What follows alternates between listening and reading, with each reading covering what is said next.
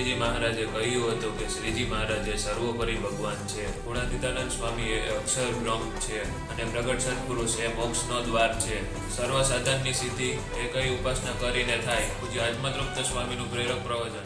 એક સંતે બાપાને પ્રશ્ન પૂછો કે સ્વામી, આપની અંદર એવી દિવ્યતા છે ને કે તમારા દર્શનથી બધા રંગાઈ જાય છે, તમારા સ્પર્શથી બધા રંગાઈ જાય છે, તમારા વચનથી રંગાઈ જાય છે, તો એનું રહસ્ય શું છે? આવું બાપાને પૂછ્યું.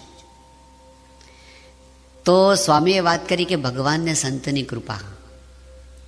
અને પછી જ બાપાએ વાત કરીને બહુ મહત્વની હતી. સ્વામી બોલ્યા કે અમને શાસ્ત્રીજી મહારાજ મળ્યા અને શાસ્ત્રીજી મહારાજે અમને સમજાવ્યું કે શ્રીજી મહારાજ સર્વોપરી ભગવાન છે, ગુણાતીતાનંદ સ્વામી અક્ષર બ્રહ્મ છે અને પ્રગટ સત્પુરુષ મોક્ષનું દ્વાર છે. આ શાસ્ત્રીજી મહારાજ અમને સમજાવ્યું ને એ રહસ્ય. હવે સ્વામી તો સહજપણે આ બધું બોલી ગયા હતા અને એ તો અનાદિના પુરુષ છે, પણ એક મર્મ એમણે કયો આપણને સમજાવ્યો કે આપણા જીવનમાં જે કંઈ સદગુણો આવે, આપણા જીવનની અંદર જે કંઈ આધ્યાત્મિકતાની સિદ્ધિ થાય, એના મૂળમાં શું છે? ગુરુના વચનથી ઉપાસનાના સિદ્ધાંતો દ્રઢ થાય. શ્રીજી મહારાજે પ્રથમના 56મા વચનામૃતમાં કીધું કે કેટલાક સિદ્ધ થાય છે, કેટલાક સર્વજ્ઞ થાય છે, કેટલાક દેવતા પણ થાય છે. બધા પોતાના ઈષ્ટદેવની ઉપાસનાના બળે કરીને થાય છે. જેવી ઉપાસના એવી પ્રાપ્તિ. પણ મહારાજે ત્યાં એક વાત બતાવી કે ઉપાસના વિના કોઈ સાધનની સિદ્ધિ થતી નથી. ઉપાસના એટલે ભગવાનના સ્વરૂપનો નિશ્ચય, પ્રતીતિ, શબ્દ જ્ઞાન નહીં, ઇન્ફોર્મેશન નહીં, માહિતી નહીં, પણ અંતરથી જે પ્રતીતિ હોવી ને ઈષ્ટદેવ પ્રત્યેની, એ પ્રતીતિ, એ ઉપાસના, એનાથી સર્વ સાધનની સિદ્ધિ થાય છે. અને એમાં પણ જે મુખ્ય સિદ્ધાંતો બતાવ્યા એ કયા? શ્રીજી મહારાજનું સર્વોપરીપણું, ગુણાતીતાનંદ સ્વામીનું અક્ષર બ્રહ્મપણું અને પ્રગટ સત્પુરુષ દ્વારા પ્રગટપણું. સ્વામિનારાયણ ભગવાન અક્ષરધામમાંથી આ લોકની અંદર આવ્યા, પણ આ લોકમાં આવીને એમણે પોતાની સ્વરૂપ નિષ્ઠા પ્રવર્તાવવા માટે કોને માધ્યમ બનાવ્યા? શાસ્ત્રીજી મહારાજ જ્યારે વડતાલથી બહાર નીકળ્યા ને એ વખતે ઘણા બધા એવા હરિભક્તો હતા જેના મનમાં એવું હતું કે શાસ્ત્રીજી મહારાજ છે ને સંત બહુ સારા, પણ વડતાલમાંથી નીકળ્યા ને એ સારું ન કર્યું, આવું એમના મનમાં રહેતું હતું. એમાંના એક હરિભક્ત હતા નડિયાદના દોલતરામ કૃપારામ પંડ્યા. દોલતરામ પંડ્યા પોતે વિદ્વાન હતા, સાહિત્યકાર હતા અને વડતાલ ટેમ્પલ કમિટીની અંદર પોતે પાછા સભ્ય પણ હતા. એટલે શાસ્ત્રીજી મહારાજ પ્રત્યે એમને સદભાવ ને પ્રેમ ને મહિમા તો હતો જ સાચા સંત તરીકેનો, પણ એમને પ્રશ્ન આ હતો કે બહાર નીકળાય એ બરાબર ન કર્યું. કેટલાક વર્ષો પછી નડિયાદની અંદર શાસ્ત્રીજી મહારાજને એમની સાથે મુલાકાત થઈ અને એ વખતે એમના મનની અંદર જે ઘણા વર્ષોથી પ્રશ્ન ઘોળાતો હતો એ એમણે પૂછ્યો અને કીધું કે સ્વામી, તમે જુદા શું કામ પડ્યા? એ વખતે શાસ્ત્રીજી મહારાજે કીધું કે જુઓ, અમે જુદા છીએ જ નહીં. જો વડતાલ સંસ્થા દ્વારા ગઢડા મધ્યનું 21મું વચનામૃત એ માન્ય રાખવામાં આવે તો અમે ને વડતાલ એક જ છીએ. શાસ્ત્રીજી મહારાજે જ્યારે આવી વાત કરીને ત્યારે દોલતરામ પંડ્યાને બહુ આશ્ચર્ય થયું અને એમને એટલી તો ખબર પડી કે શાસ્ત્રીજી મહારાજ જુદા છે એટલે એવું કંઈ જુદું કરવા માટે નથી કે એમને પોતાનો અંગત અહમ મમત્વ છે. એ તો શ્રીજી મહારાજના વચનામૃતના કોઈક સિદ્ધાંત માટે આ કાર્ય લઈને બેઠા છે. શાસ્ત્રીજી મહારાજને એવું નથી કે પોતાની જુદી પ્રોપર્ટી કરવી છે, એમને એવું નથી કે પોતાને મનાવવું પૂજાવવું છે. આ તો કોઈક મહારાજના સિદ્ધાંતની વાત કરે છે. એટલે એમણે કીધું કે સ્વામી એ વાત મને સમજાવો. અને શાસ્ત્રીજી મહારાજે એમનો આખો અક્ષર પુરુષોત્તમનો સિદ્ધાંત સમજાવ્યો. દોલતરામ કૃપાશંકર પંડ્યા એકદમ ગદગદ થઈ ગયા. એ કે સ્વામી આ તો જબરજસ્ત વાત છે. એ કે આ વાત તો એકદમ સત્ય છે કે મહારાજ આ લોકની અંદર આવ્યા અને મહારાજ આ પોતાની સાથે અક્ષર બ્રહ્મને લઈને આવ્યા. આવી વાત તો વચનામૃત જ કરે છે. એ વાત મને સમજાઈ ગઈ. પણ એમણે કીધું કે સ્વામી એક વાત મને સમજાતી નથી. તમે એમ કહો છો કે મહારાજની સાથે આવેલા સંતોની અંદર ગુણાતીતાનંદ સ્વામી અક્ષર બ્રહ્મનો અવતાર છે ને, એમાં હજી મને બરાબર બેસતું નથી. એમણે કીધું કે જો મહારાજના પરમહંસોની અંદર તો કેવા કેવા સમર્થ પરમહંસો હતા.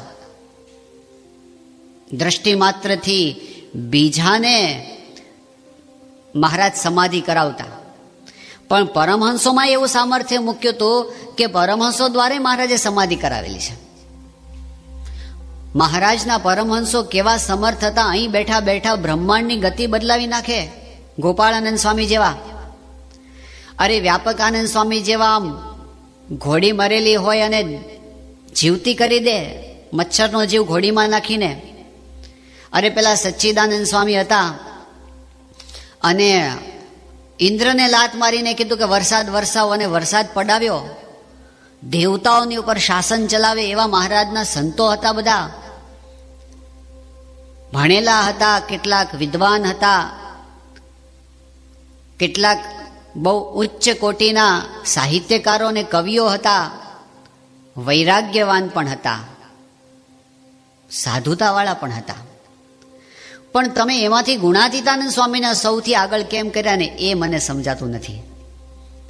શાસ્ત્રીજી મહારાજે એમને કીધું કે મહારાજે વચનામૃતની અંદર એવું સમજાવ્યું છે કે મોટપ શેના વડે છે. ગરડા પ્રથમનું 31મું વચનામૃત, એમાં મહારાજે નિશ્ચય વડે મોટપ બતાવી છે. જેટલો નિશ્ચય ઉચ્ચ કક્ષાનો એટલી મોટપ સાચી. આટલું કહીને શાસ્ત્રીજી મહારાજે કીધું કે જુઓ, મહારાજના સ્વરૂપની નિષ્ઠાનું પ્રવર્તન સૌથી વધારે કોણે કર્યું ને એ તમે તપાસ કરો. પછી શાસ્ત્રીજી મહારાજે એમને વધારે ચોખવટ કરીને કીધું કે મહારાજના વખતના જે કોઈ પરમહંસો છે એ બધાના ઉપદેશ વચનો તમે જુઓ અને ગુણાતીતાનંદ સ્વામીના ઉપદેશ વચનો તમે જુઓ. તમે ગુણાતીતાનંદ સ્વામીની વાતો વાંચો અને એ વિના બીજા કોઈ પણ પરમહંસ કે સંત હોય એની વાતો વાંચો અને એનો ઉપદેશ વાંચો. જેની વાતોમાંથી તમને મહારાજના સર્વોપરીપણાની સિદ્ધિ સ્પષ્ટ ગેડ બેસી જાય ને એને તમે મોટા માનજો.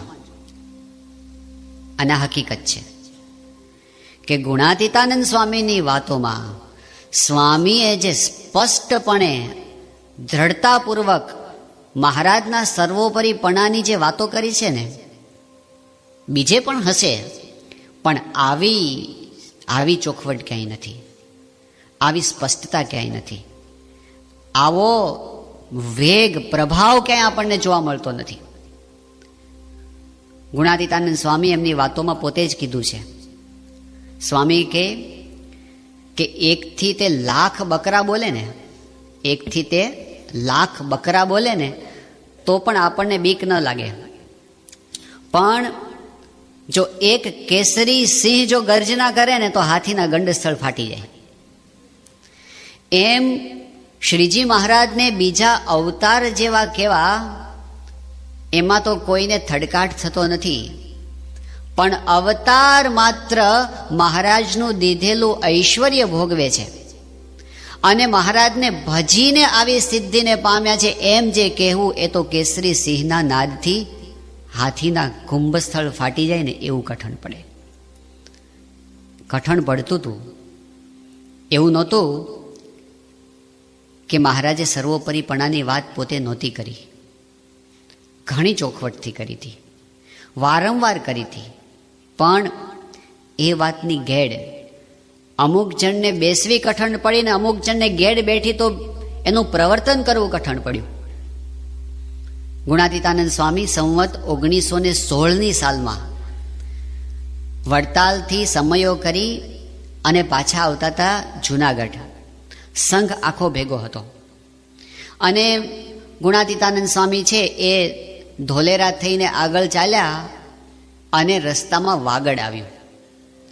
શ્રીજી મહારાજના વખતના બહુ જ મહાન કક્ષાના સંતવર્ય ભાયાત્માનંદ સ્વામી એ વાગડમાં રહેતા હતા અને મહારાજે આત્માનંદ સ્વામી આ ભાયાત્માનંદ સ્વામીને એટલા બધા વખાણ કરેલા કે વચનની મૂર્તિ છે. મહારાજે વડતાલની અંદર ભર સભાની અંદર એવું કીધું હતું કે પછી નાથ કહે સંત શુરા, આમાં કોણ કઠણ વ્રતે પૂરા, જેવા છે આત્માનંદ એવા હોતે બોલો મુનિ ઇંદ. આવા આત્માનંદ સ્વામી જેવા વચનમાં શુરવીર કોણ છે બોલો? એટલા બધા આત્માનંદ સ્વામી આત્મનિષ્ઠાવાળા હતા, આજ્ઞા પાલનની અંદર અતિશય દ્રઢ હતા. એ આત્માનંદ સ્વામીને રહેવાનું સ્થાન એમણે પસંદ કર્યું હતું વાગડ. હવે આત્માનંદ સ્વામીની ઉંમર ઘણી મોટી થઈ ગઈ હતી, 116 વર્ષની ઉંમર થઈ હતી, પણ આત્માનંદ સ્વામીનો દેહ પડતો નહોતો. વાગડની બાજુમાં અણિયાળી નામનું ગામ છે. એ વખતે ભાયાત્માનંદ સ્વામી અણિયાળીમાં રહેતા હતા અને બેઠા બેઠા વિચાર કરતા હતા કે મહારાજ કેમ મને ધામમાં નહીં લઈ જતા હોય? આ મારી હારેના બધા જતા રહ્યા અને મારી પાછળના જતા રહ્યા અને હું કેમ હજી અહીંયા છું? શું મારી કોઈ કસર મહારાજને ટાળવી હશે? આવો વિચાર પોતે કરતા હતા અને બરાબર બન્યું એ વખતે જ ગુણાતીતાનંદ સ્વામી સંઘ લઈને ત્યાં પહોંચ્યા. સ્વામીને ખબર પડી કે આત્માનંદ સ્વામી અણિયાળી ગામની અંદર છે એટલે એમણે સંઘને ગામને પાદર ઊભો રાખ્યો અને ગુણાતીતાનંદ સ્વામી પોતે ગામની અંદર પધાર્યા. સાથે જાગા સ્વામી હતા, બાલમુકુદાસ સ્વામી હતા, હરજીવનદાસ કરીને એક સંત હતા. આ સંતોને લઈ અને ગુણાતીતાનંદ સ્વામી ગામમાં ગયા અને ભાયાત્માનંદ સ્વામીને મળ્યા અને સ્વામી ભાયાત્માનંદ સ્વામી તો બહુ રાજીના રેડ થઈ ગયા. અરે અરે ગુણાતીત તમે? અને પછી તો એકદમ બોલવા માંડ્યા કે સ્વામી તમે તો રાજાધિરાજ કહેવાઓ, કારણ કે હજારો માણસો તમારી પાછળ ફરે. અરે મને એમ થતું હતું કે મારે તમારો સમાગમ કરવા માટે આવવું છે અને એના માટે હું જુનાગઢ સમાગમ કરવા આવ્યો પણ ખરો, પણ એ વખતે સ્વામી પોતે વિચરણ કરવા માટે જુનાગઢ સોરઠ પ્રદેશમાં નીકળી ગયા હતા. આત્માનંદ સ્વામી ત્યાં પહોંચ્યા, ખબર પડી ગુણાતીતાનંદ સ્વામી તો જુનાગઢમાં અત્યારે નથી, તો એમણે નક્કી કર્યું કે આપણે થોડોક સમય રોકાઈએ. પણ આત્માનંદ સ્વામીને પોતાની તબિયત પ્રમાણે જુનાગઢનું પાણી અનુકૂળ નહોતું આવતું એટલે વાગડથી પાણીના ભંભા ભરીને લઈ ગયા હતા ભેગા. તો એ પાણી ખૂટવા આવ્યું એક બાજુ. હવે પછી બાજુના નાગજાળ નામનું ગામ હતું, ત્યાંથી બીજું પાણી મંગાવ્યું, પણ એ આત્માનંદ સ્વામીને અનુકૂળ ના આવ્યું. ગુણાતીતાનંદ સ્વામી વિચરણ કરીને આવતા વાર લાગી એટલે આત્માનંદ સ્વામી પાછા આવી ગયા. તો એમણે સ્વામીને કીધું કે સ્વામી મારે તમારો સમાગમ કરવા માટે ત્યાં આવવું હતું, પણ હું ત્યાં જુનાગઢ આવી શક્યો નહીં અને રહી શક્યો નહીં, કારણ કે મને ત્યાંનું પાણી ન માફક આવે. તો હવે અમારું તો નાનું ગામ ને નાનું મંદિર અને તમારા જેવા અહીં તો ક્યાંથી રહે? એ વખતે ગુણાતીતાનંદ સ્વામીએ એમની ઈચ્છા જોઈને કીધું કે સ્વામી જો તમારી મરજી હોય તો સંઘને વિદાય કરી અને હું થોડાક દિવસ અહીં રોકાઈ જાઉં. તો ભાયાત્માનંદ સ્વામી રાજી થઈ ગયા કે સ્વામી તો બહુ સારું. અને ગુણાતીતાનંદ સ્વામી ત્યાં અણિયાળી રોકાઈ ગયા, સંઘને આગળ વિદાય કરી દીધો. ગુણાતીતાનંદ સ્વામી એમની સાથે હતા અને બધી જૂની જૂની વાતોની ગોષ્ઠી થતી હતી. એમાં ભાયાત્માનંદ સ્વામીએ સામેથી આ પ્રશ્ન કર્યો. અરે ગુણાતીતાનંદ સ્વામી એમને યાદ કરાવ્યું કે સ્વામી તમારી ઉંમર કેટલી થઈ? એ વખતે એમણે કીધું કે 116 વર્ષ થયા. તો ગુણાતીતાનંદ સ્વામીને એમણે કીધું કે સ્વામી હવે તો મને નવા દાંત આવવા માંડ્યા છે. તો સ્વામી કે પણ કેમ મહારાજ ધામમાંથી લઈ જતા? એ કે હું એ જ વિચાર કરતો હતો કે મહારાજ ધામમાં કેમ નથી લઈ જતા. ત્યારે સ્વામીએ કીધું કે સ્વામી એક જ ખામી છે, મહારાજને સર્વોપરી જેમ છે એમ તમે જાણતા નથી. એમ કહીને સ્વામીએ જૂના જૂના આખ્યાનો કહી અને મહારાજના સ્વરૂપની એટલી અદ્ભુત વાતો એમને કરી અને ભાયાત્માનંદ સ્વામી છે ને એનું અંતર ખરેખર પલટાઈ ગયું. અને એમને કીધું કે સ્વામી ઓહો આ તો મારી બહુ મોટી કસર હતી. હું તો અત્યાર સુધી એમ જ સમજો હતો કે બીજા અવતાર અને મહારાજ બધા સરખા જ છે, એ વખતે ગુણાતીતાનંદ સ્વામીએ કીધું કે સ્વામી, તમને યાદ હશે કે એક વખત અક્ષર ઓરડીની અંદર મહારાજની હાજરીની અંદર આ અવતારીની વાત ચાલતી હતી અને એ વખતે તમે આવ્યા અને તમે એ વખતે વાત કરી કે આવી શું તમે ત્રાજવું લઈને તોડવા બેઠા છો, આવી રીતે કંઈ ભગવાનને તોડાતા હશે, એવી વાત તમે કરી. એ વખતે મહારાજે બીજા સંતોને છાના રાખીને કીધું હતું કે અત્યારે કોઈ બોલશો નહીં, ભવિષ્યમાં એને સંત દ્વારા આ વાત સમજાશે. ભાયાત્માનંદ સ્વામી કે બરાબર, આ વાત સાચી. અને ભવિષ્યની અંદર કોણે સમજાવી? ગુણાતીતાનંદ સ્વામીએ. અને ભાયાત્માનંદ સ્વામીનું અંતર ટાઢું થઈ ગયું. બપોરે જમવા માટે બેઠા બંને સદગુરુઓ અને ભાયાત્માનંદ સ્વામીને બાજુમાં ગુણાતીતાનંદ સ્વામી. કાયમ તો એવું હતું કે ભાયાત્માનંદ સ્વામી બહુ વડીલ કહેવાય, મોટા કહેવાય, મહારાજના પણ ગુરુ રામાનંદ સ્વામીના વખતના કહેવાય, એટલે એની મર્યાદા ગુણાતીતાનંદ સ્વામી બહુ રાખે અને એમની પ્રત્યેનો આદર એવી રીતે વ્યક્ત કરે કે એમના પત્તરમાંથી પ્રસાદી માગે. આ વખતે જમવા બેઠા ને તો ભાયાત્માનંદ સ્વામીએ ગુણાતીતાનંદ સ્વામીને કીધું, સ્વામી તમારા પત્તરની પ્રસાદી આપો. ગુણાતીતાનંદ સ્વામી કે અરે સ્વામી, એવું તે કે હોતું હશે, એવી કે અવળી ગંગા ચાલે, તમે આટલા મોટા ને મારે કંઈ થોડી અપાય. ભાયાત્માનંદ સ્વામી કે સ્વામી, ગંગા તો અત્યાર સુધી અવળી હતી, હવે સવળી થઈ. એમ કરીને એમણે આગ્રહપૂર્વક સ્વામીના પત્તરમાંથી રોટલીની પ્રસાદી લીધી. પણ એ વખતે સ્વામી જ્યારે અણિયાળીથી નીકળ્યા, શિવલાલ શેઠ ભેગા હતા, ત્યારે ગુણાતીતાનંદ સ્વામીએ કીધું કે શિવલાલ, હવે છે ને તારા ગુરુની કસર ટળી ગઈ છે, એટલે હવે મહારાજ એને ધામમાં લઈ જશે. 1.5 મહિનાની અંદર મહારાજ એમને ધામમાં લઈ ગયા. પણ મોટા હતા, આજ્ઞાપાલક હતા, મહારાજના રાજીપાવાળા પણ હતા, પણ કસર જે હતી ને એ ગુણાતીતાનંદ સ્વામીના પ્રસંગ થકી ટળી. તો સ્વામીએ આ એક અભિયાન ઉપાડ્યું કે મહારાજનું સ્વરૂપ જેમ છે તેમ સમજાવું. ગુણાતીતાનંદ સ્વામીનો જે ઉમંગ હતો ને એક જ હતું કે મહારાજની નિષ્ઠા પ્રવર્તાવવી. આ ગુણાતીત ગુરુ પરંપરાની વિશેષતા છે. સામે આપણને ઘણીવાર એવું લાગે કે આ લોકની રીતે ક્યારેક આપણી પાસેથી પૈસાની સેવા લે, ક્યારેક આપણને મંદિરની કે સંસ્થાની પ્રવૃત્તિમાં જોડે, પણ સાચું પૂછે ને તો એમને આ બધું કરાવીને એક જ વસ્તુ કરાવી છે, નિષ્ઠા દ્રઢ કરાવી છે. ગુણાતીતાનંદ સ્વામીના વખતમાં પેલા એક હરિભક્ત કહે છે, બહારથી આવ્યા હતા, 500 રૂપિયા મૂકીને જતા રહ્યા. કેટલા રાજી થવાય? પણ ગુણાતીતાનંદ સ્વામી રાજી ના થયા. સ્વામી કે બરાબર છે, 500 રૂપિયા ભગવાનના ચરણે મૂક્યા છે તો ભગવાન એને અનંત ગણા કરીને આપશે, પણ એટલા રૂપિયા બેઠા બેઠા ખાઈ અને જો સાધુનો સમાગમ કર્યો હોત ને તો વધારે સારું હતું. એ સ્વાર્થ માટે નથી આવ્યા, ભગવાનનું સ્વરૂપ ઓળખાવા માટે આવ્યા છે, નિષ્ઠા કરાવવા માટે આવ્યા છે. તો શેઠિયાઓને સ્વામીએ માનતા કઈ કરાવી કે તમે ભગવાન સ્વામિનારાયણ સર્વોપરી છે એવું માનો. ગુણાતીતાનંદ સ્વામી રઘુવીરજી મહારાજને એ દ્રઢતા કરાવી. અભયસિંહજી દરબાર, એને સ્વામીને સ્પષ્ટપણે કીધું કે સ્વામી, બીજું બધું બરાબર, મને આ છે ને સર્વોપરીપણાની વાત બરાબર સમજાતી નથી. તો ગુણાતીતાનંદ સ્વામી એમને કીધું કે અભયસિંહજી, અમે 30 લક્ષણયુક્ત સાધુ છીએ કે નહીં?